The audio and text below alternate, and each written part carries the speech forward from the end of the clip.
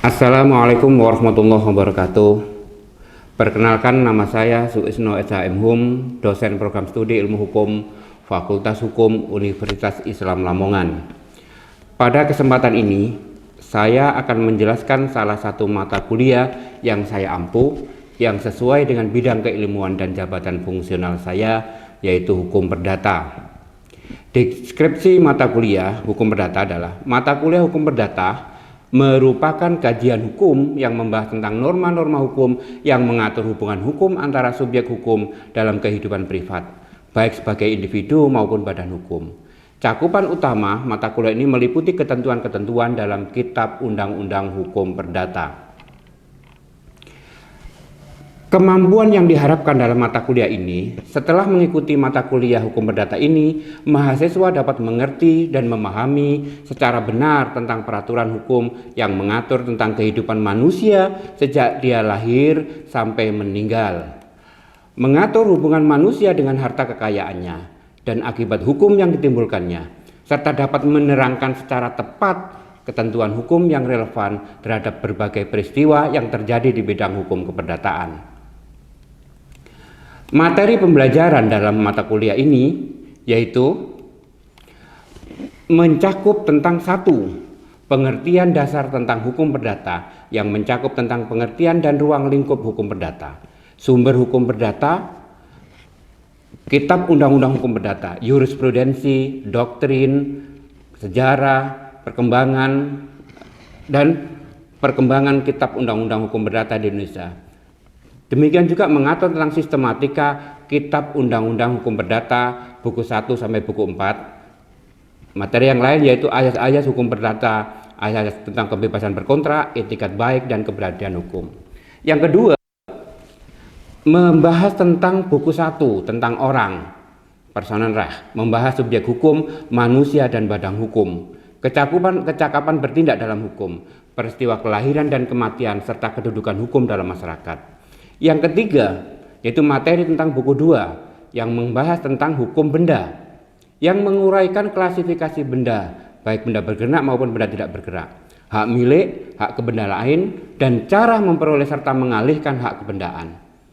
Materi selanjutnya yaitu materi yang keempat, yaitu tentang buku 3 tentang perikatan. Dalam materi ini membahas perikatan yang timbul dari perjanjian, yang timbul dari undang-undang dan perbuatan melawan hukum, termasuk di dalamnya ayat-ayat kontrak, jenis-jenis perjanjian, uang prestasi, dan ganti rugi. Materi selanjutnya yaitu materi kelima membahas tentang buku 4 di dalam Kitab Undang-Undang Hukum Perdata tentang pembuktian dan kedaluarsa. Dalam materi ini mempelajari alat-alat pembuktian dalam hukum perdata seperti akta, saksi, persangkaan, pengakuan, dan sumpah, serta aturan-aturan mengenai lewat waktu. Sistem pembelajaran dalam materi hukum perdata yaitu digunakan dengan tatap muka atau biasa disebut dengan luring atau luar jaringan.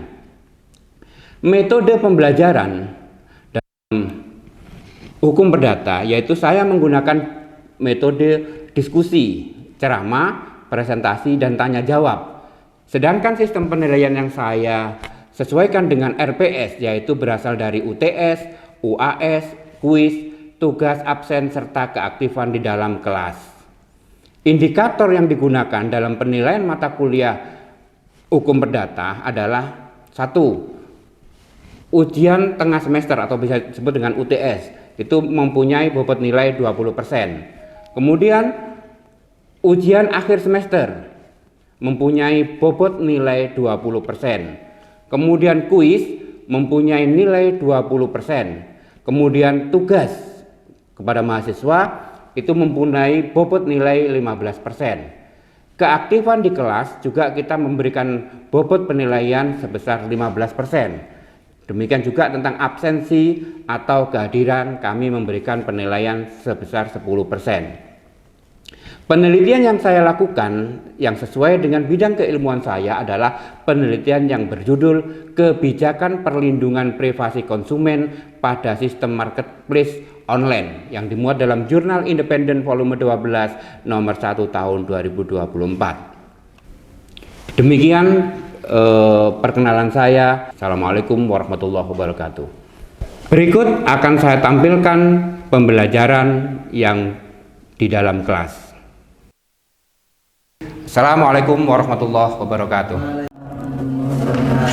Sebelum kita memulai perkuliahan siang hari ini, supaya kita mendapatkan ilmu yang manfaat, marilah kita berdoa bersama-sama dengan membaca Al-Fatihah bi barakatil Fatihah.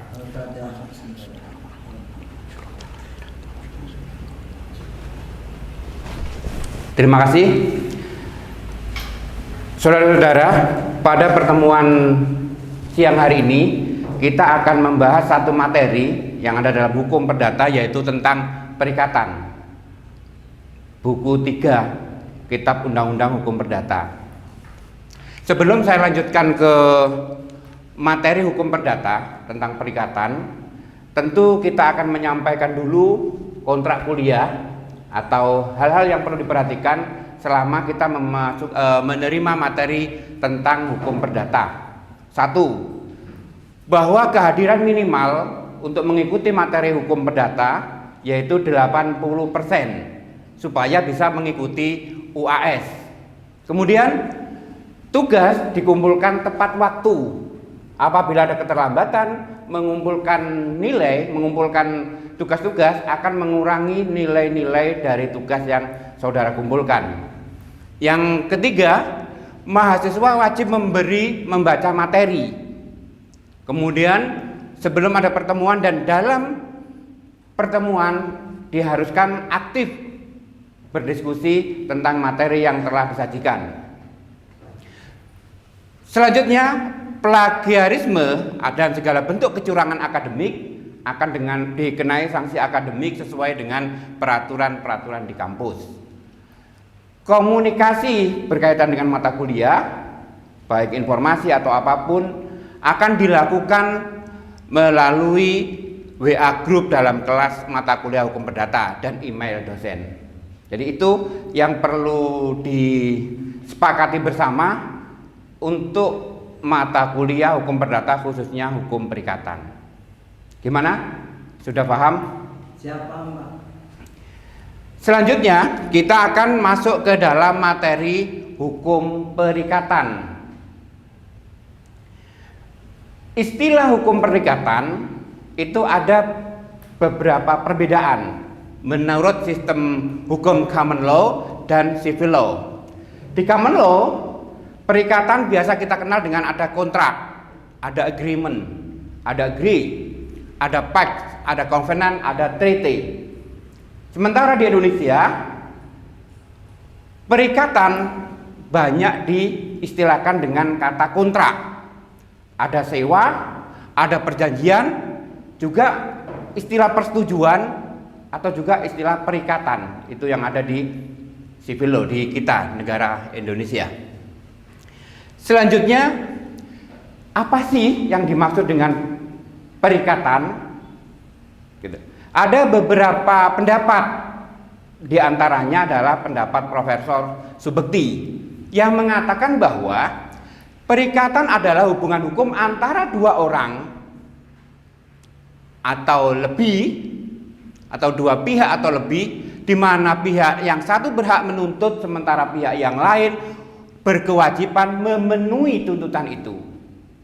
Artinya bahwa dari dua pihak ini, pihak yang satu itu berhak menuntut hak-haknya, sementara pihak yang lain itu berkewajiban memenuhi tuntutan dari pihak yang lainnya.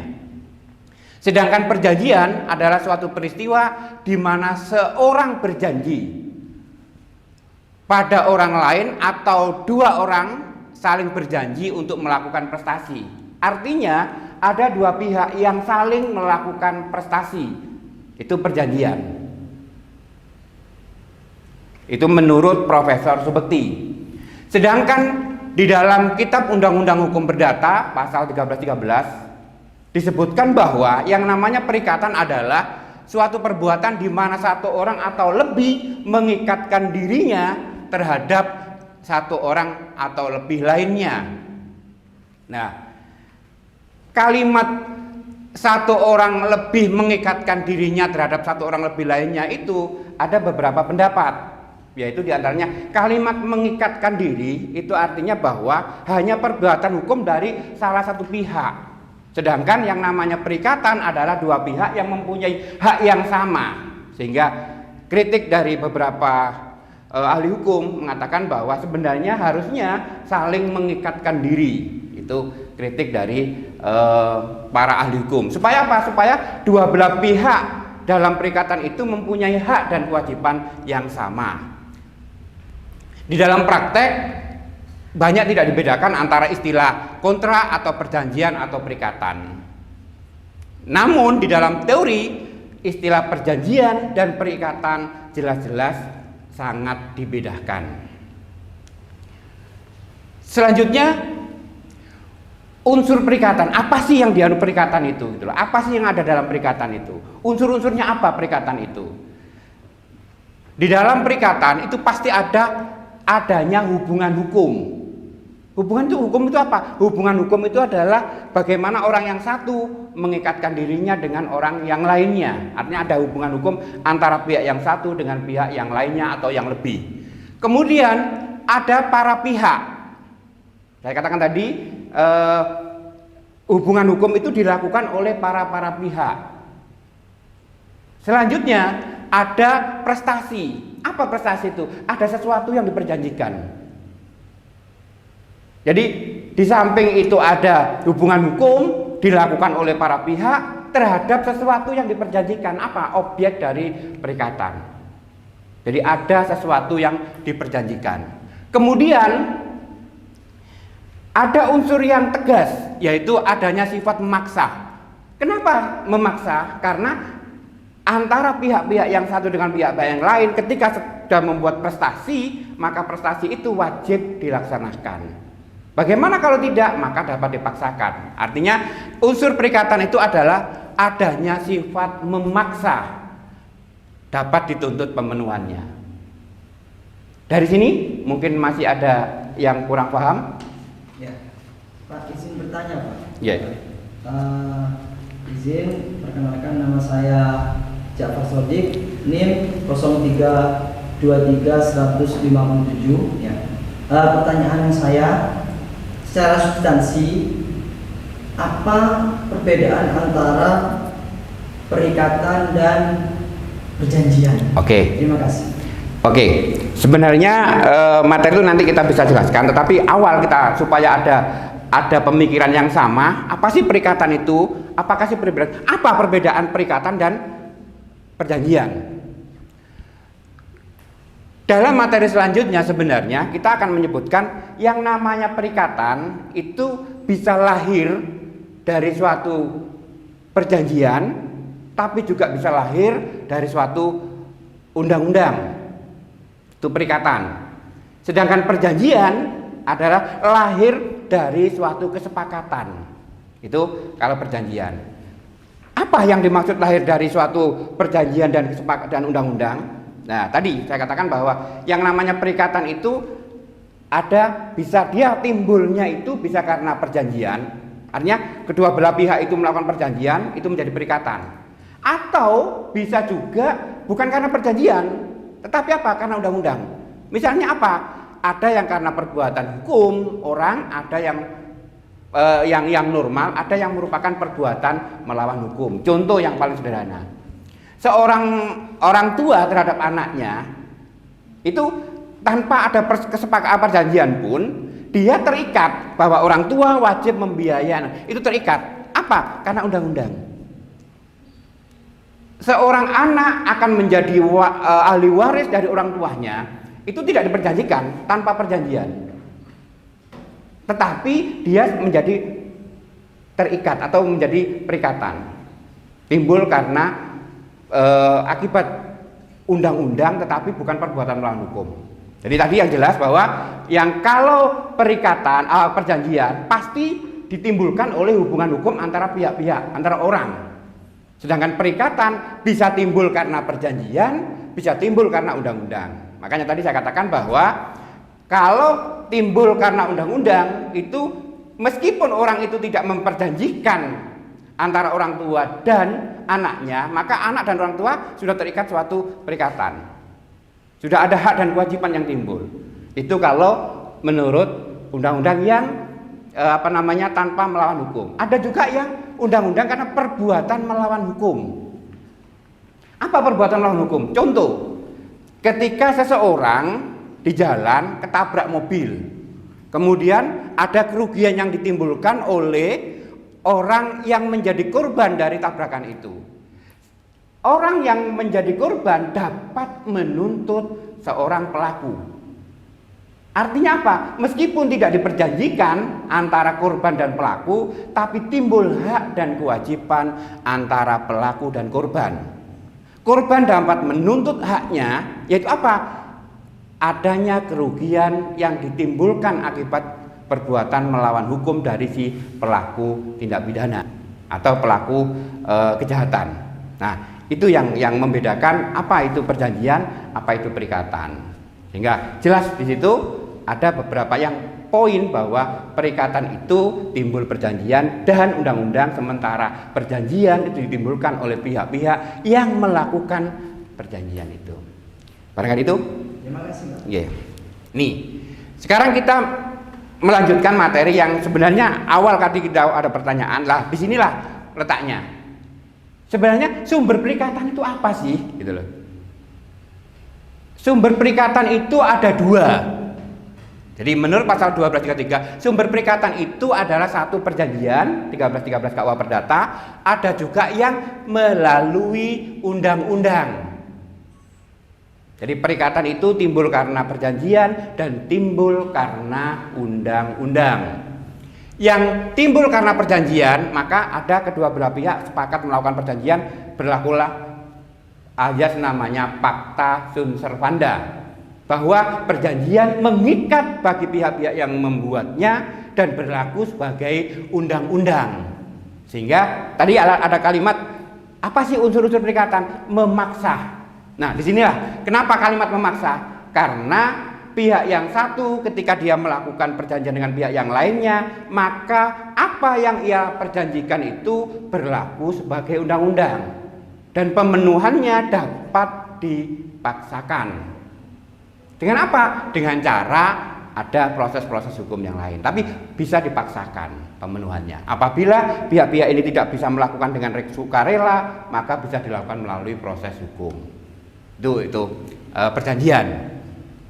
Kemudian kalau yang melalui undang-undang, tadi sudah sempat saya sampaikan bahwa kalau melalui undang-undang ada undang-undang saja. Artinya undang-undang saja itu bahwa hubungan hukum itu timbul bukan karena perikatan, tetapi timbul karena undang-undang.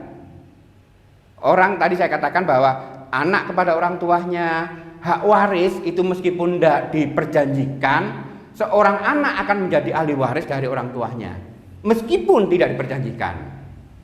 Nah, yang kedua, yang karena perbuatan melawan hukum. Meskipun nggak ada perjanjian antara pihak-pihak, tetapi karena adanya perbuatan melawan hukum, maka ada hubungan perikatan, ada hubungan hukum antara pihak-pihak yang ada. Pihak siapa? Pihak korban dan pihak pelaku sebagai orang yang melakukan perbuatan melawan hukum.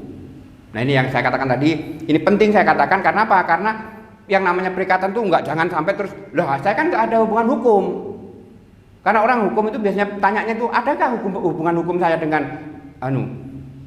Ya, kalau menurut hukum ya ada. Kenapa? Karena perbuatan perikatan itu tidak hanya diperjanjikan, tetapi ada juga yang akibat perbuatan melawan hukum, maka pihak-pihak menjadi ada hubungan hukum.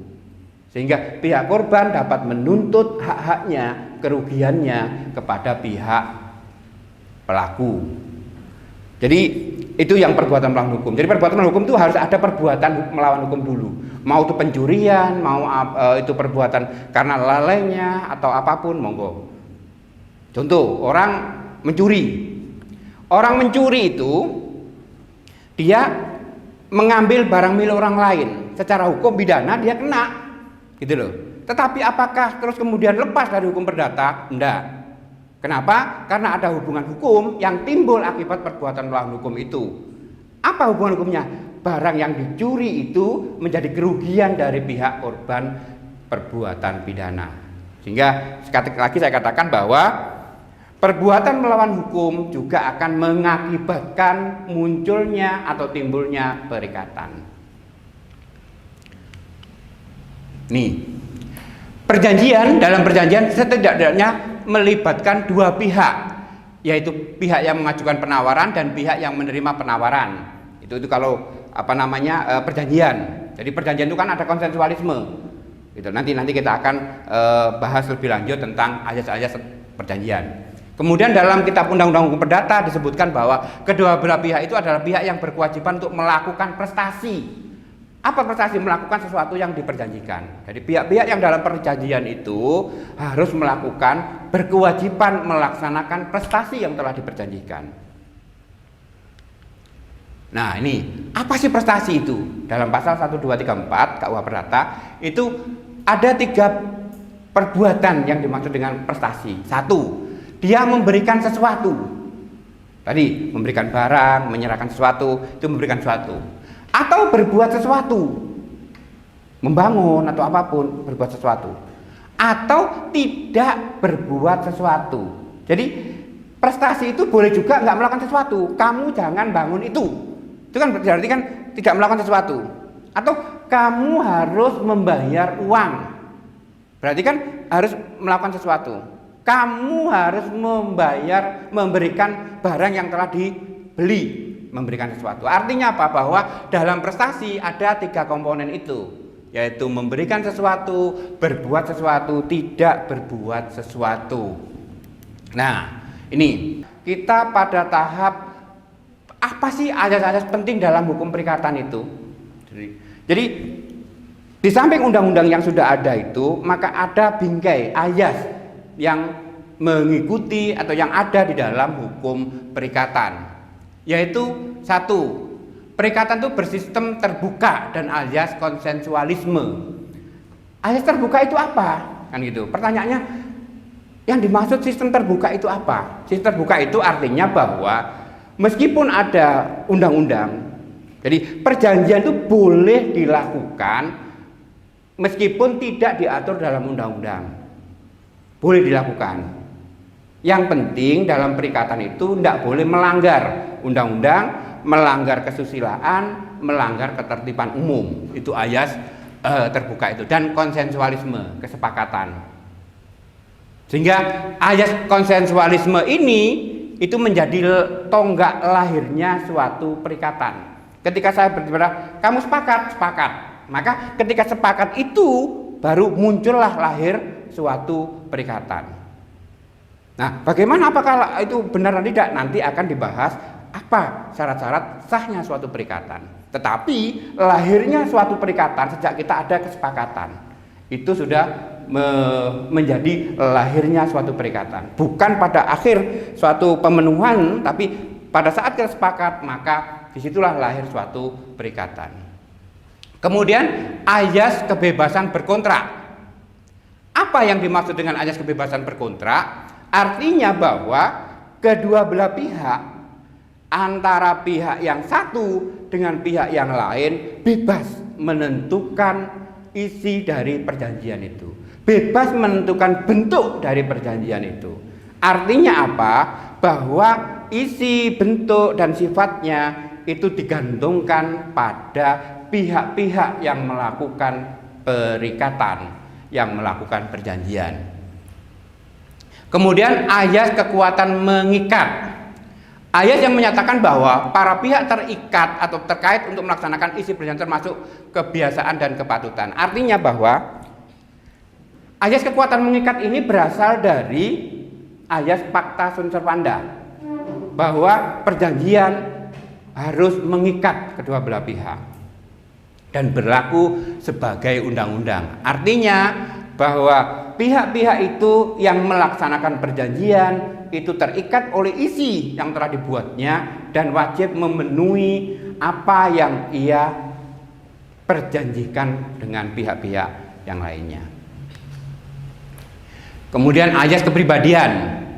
Ayat yang menyatakan bahwa perjanjian berlaku bagi pihak yang mengadakan perjanjian itu sendiri. Artinya apa? Bahwa dalam ayat ini pihak lain nggak boleh, nggak ikut. Satu contoh begini, pihak A berhutang kepada pihak B. Nah, tiba-tiba karena pihak B nggak bisa nyaur, ada pihak lain. Pihak lain, udah mas, aku berjanji bisa memenuhi, membayar lunas. Nah, bagaimana posisinya dari pihak C ini? Yang dia tidak terikat dalam perikatan, maka secara hukum pihak C ini tidak punya kewajiban.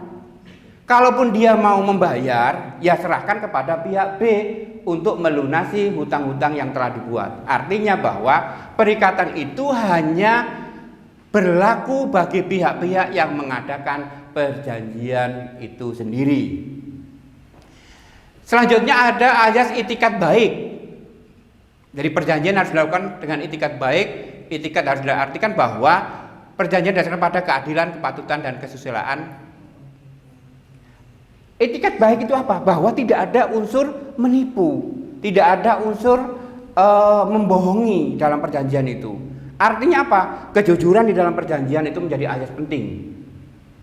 Jangan sampai kemudian ada itikat mulai awal dia sudah nggak benar. Dia tahu bahwa barang itu bukan barang miliknya, tetapi dia jual.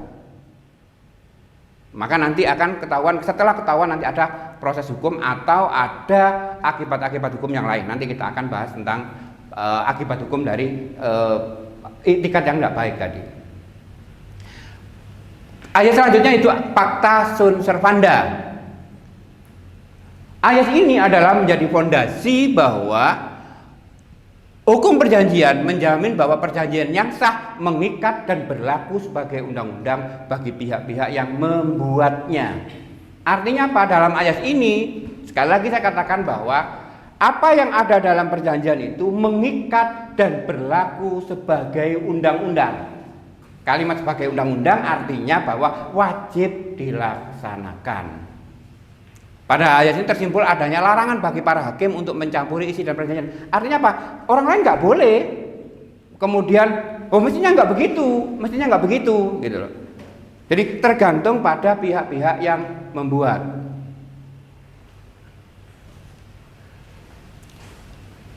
Kita lanjutkan. Nah, setelah tahu ayat-ayat yang seperti tadi, kita akan membahas tentang apa sih syaratnya suatu perjanjian, sahnya suatu perjanjian. Jadi apakah semua perjanjian yang kita buat itu sah? Maka koridor hukumnya, aturan hukumnya dalam pasal 1320 KUH Perdata menyatakan bahwa sahnya suatu perjanjian itu adalah satu, adanya konsensualisme, kesepakatan kepada kedua belah pihak. Kedua, adanya kecakapan bertindak. Kecakapan bertindak siapa? Pihak-pihak yang membuat perjanjian. Orang yang harus cakap bertindak dalam lalu lintas hukum. Yang ketiga adalah hal tertentu. Hal tertentu apa? Ada objek yang diperjanjikan. Selanjutnya ada sebab yang halal. Dari sini mungkin ada yang masih kurang paham dari syarat sahnya suatu perjanjian sebelum saya detail satu persatu. Saya kira sudah jelas. Jelas ya? Kalau cukup mungkin akan kita lanjutkan dalam pertemuan selanjutnya. Untuk itu, supaya apa yang kita pelajari di dalam materi ini meskipun sedikit, mudah-mudahan menjadi ilmu yang manfaat bagi kita. Mudah-mudahan apa yang kita pelajari ini dibarengi hidayah oleh Allah. Maka kita tutup bersama-sama dengan berdoa membaca Al-Fatihah. Bi barakatil Fatihah.